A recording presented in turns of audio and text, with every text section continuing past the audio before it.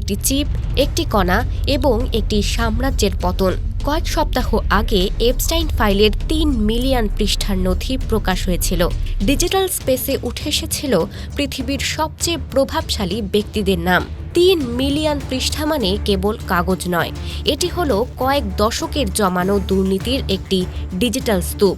এই পাহাড়সম সত্য যদি একবার মানুষের সামনে পরিষ্কার হয়ে যায়, তবে অনেক দেশের শাসন ব্যবস্থাই তাসের ঘরের মতো ভেঙে পড়তে পারে। ঠিক এই সময়ই ইরানের ওপর বড় আকারের হামলা এবং খামেনির নিহত হওয়ার খবরটি বৈশ্বিক সংবাদের শিরোনাম দখল করে নিয়েছে। সমালোচকদের মতে এটি এপস্টাইন ইস্যুকে সংবাদ মাধ্যমের পেছনের পাতায় ঠেলে দেওয়ার একটি মোক্ষম উপায়। কিন্তু প্রশ্ন হলো, কি করে ট্রাম্প খামেনির মতো একজন হাইটেক নেতাকে হত্যা করেছে? Tehran, ১ March ২০২৬। ইতিহাসের পাতায় যুদ্ধজয়ের গল্পগুলো সাধারণত লেখা হয় বীরত্ব আর তলোয়ারের ধার দিয়ে, কিন্তু এই দিন তেহরানের মাটির কয়েকশো ফুট গভীরে যা ঘটেছে তা কোনো বীরত্বের নয়, বরং গণিতের এক চরম নিষ্ঠুরতার গল্প। ইরানের সর্বোচ্চ নেতা আয়াতুল্লাহ আলী খামেনি যখন তার বাংকারের সবচেয়ে সুরক্ষিত কক্ষে বসেছিলেন, তখন তিনি হয়তো জানতেন না যে তার জীবনের শেষ মুহূর্তটি কোনো সাধারণ মিসাইল নয়, বরং নির্ধারিত হয়ে গিয়েছিল কয়েক হাজার মাইল দূরে থাকা একটি কোয়ান্টাম কম্পিউটারের ক্যালকুলেশনে। কিন্তু প্রশ্ন হলো, কেন ইরানের শক্তিশালী বাংকার খামেনিকে রক্ষা করতে ব্যর্থ হলো? ইরান বছরের পর বছর ধরে তাদের কমান্ড সেন্টারগুলোকে ইন্টারনেট থেকে বিচ্ছিন্ন করে রেখেছিল।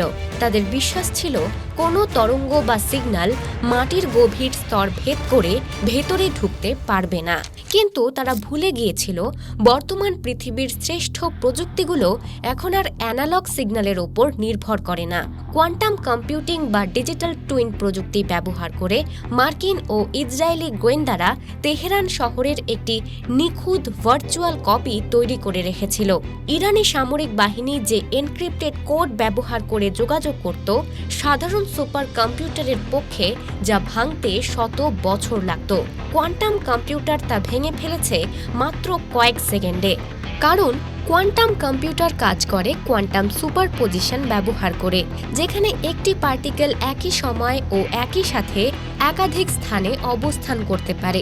বাংকারের ভেতরে থাকা অফলাইন ডিভাইসগুলো থেকে নির্গত অতি ক্ষুদ্র রেডিও ফ্রিকোয়েন্সি বা প্রসেসরের তাপ বিশ্লেষণ করে এআই আগে থেকেই জেনে গিয়েছিল খামেনি ঠিক কোন কক্ষের কোন কোণায় বসে আছেন।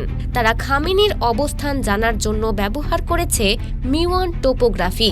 এটি এক প্রকার মহাজাগতিক এক্স-রে।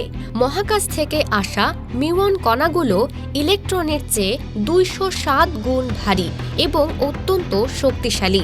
এগুলো কয়েকশো মিটার পাথর বা কংক্রিট ভেদ করে চলে যেতে পারে। এক্স-রে যেমন হাড়ের ঘনত্ব মেপে ছবি তোলে, তেমন মিওয়ান কণাগুলো বাংকারের ভেতরের ফাঁকা জায়গা বা ঘন সলিড ব্লকের ঘনত্ব মেপে একদম নিখুঁত ছবি তৈরি করে। এতে বাংকারের ভেতরে খামেনির মতো নির্দিষ্ট কোনো ব্যক্তি কোথায় অবস্থান করছেন তা চিহ্নিত করা সম্ভব হয়। তারা খামেনিকে হত্যা করার জন্য ব্যবহার করেছিল এয়ার গ্যাপড হ্যাকিং। কিন্তু এ প্রযুক্তি কিভাবে কাজ করে? একটি কম্পিউটার ইন্টারনেট বিচ্ছিন্ন থাকলেও সেটি ইলেকট্রনিক ডিভাইস হিসেবে কাজ করে। যখন প্রসেসর কাজ করে, তখন সেখান থেকে খুব সামান্য পরিমাণে ইলেকট্রোম্যাগনেটিক ওয়েভস বের হয়। অবশেষে ম্যালওয়্যার এই তরঙ্গগুলোকে মডিউলেট করে রেডিও সিগন্যালে রূপান্তর করে। বাইরে থাকা রিসিভার সেই সিগন্যাল ডিকোড করে বাংকারের ভেতরের তথ্য বাইরে নিয়ে আসতে পারে, যাকে র্যাম্বো অ্যাটাক বলা হয়। আপনি শুনলে অবাক হবেন, বাংকারে থাকা খামেনির হার্টবিট বা শ্বাস প্রশ্বাসের গতিও হয়তো শত্রুর হাতে ছিল। আধুনিক লেজার ডপলার ভাইব্রোমিটার প্রযুক্তি ব্যবহার করে কয়েক কিলোমিটার দূর থেকে কোনো জানালার কাঁচ বা দেয়ালের সূক্ষ্ম কম্পন মেপে ঘরের ভেতরের মানুষের কথা বা হৃদস্পন্দন শনাক্ত করা যায়। এআই এই হৃদস্পন্দন প্যাটার্ন বিশ্লেষণ করে নিশ্চিত করতে পারে যে টার্গেট ব্যক্তিটি খামেনি কিনা। খামেনির লোকেশন ট্র্যাক করার জন্য তারা ব্যবহার করেছিল স্মার্ট ডাস্ট। স্মার্ট ডাস্ট হলো ন্যানো স্কেল সেন্সর, যা বাংকারের ভেন্টিলেশন পাইপ দিয়ে ভেতরে ঢুকে পড়ে। এগুলো অত্যন্ত ক্ষুদ্র ক্যামেরা বা মাইক্রোফোন হিসেবে কাজ করে এবং রেডিও ফ্রিকোয়েন্সির মাধ্যমে পজিশন ডেটা পাঠাতে পারে। এটি বাংকারের ভেতরকার অন্ধত্ব ঘুচিয়ে দেয়। বায়োমেট্রিক মিসাইল আধুনিক যুগের একটি শক্তিশালী অস্ত্র। এটি আপনার ডিএনএকে উদ্দেশ্য করে ছোড়া যায়। বর্তমানের কাইনেটিক আর্নিন বা R9X মিসাইলের মতো উন্নত প্রযুক্তিতে কোনো বিস্ফোরক থাকে না, থাকে কেবল 6টি ধারালো ব্লেড, যা লক্ষ্যবস্তুর গায়ের গন্ধ বা ডিএনএ সিগনেচার শনাক্ত করে তাকে ছিন্ন ভিন্ন করে দেয়। এতে বাংকারের অন্যদের কোনো ক্ষতি না করে কেবল খামেনিকে নিখুঁতভাবে শেষ করে দেওয়া সম্ভব। গার্ডিয়ান ও অন্যান্য আন্তর্জাতিক মিডিয়ার বিশ্লেষণ এই হামলাকে ডাইভারশনালি ওয়ার হিসেবে বর্ণনা করেছে। তাদের মতে ট্রাম্পের বিরুদ্ধে অভ্যন্তরীণ অনেক সংকট, যেমন শুল্ক নীতি নিয়ে সুপ্রিম কোর্টের রায়, সিভিল রাইটস ইস্যু জমা হয়েছিল।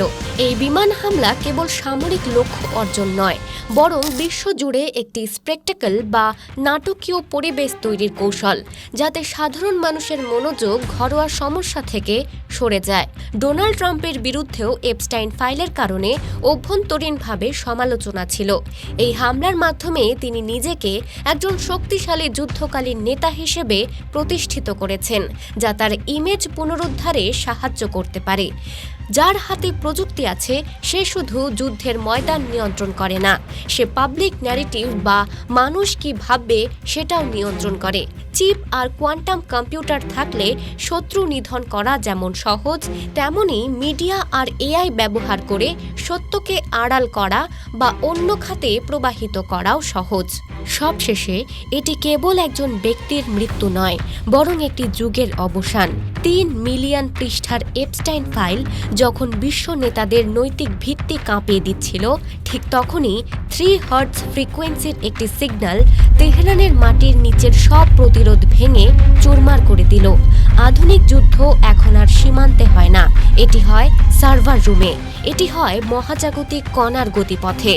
খামেনির পতন প্রমাণ করল, যার হাতে প্রযুক্তির চাবিকাঠি, বিশ্ব ইতিহাসের এডিটর প্যানেল তার দখলে। আমরা এমন এক যুগে প্রবেশ করলাম যেখানে মাটির গভীরতা আর আকাশচুম্বী প্রাচীর সবই একটি সিমুলেটেড গেমের অংশ মাত্র।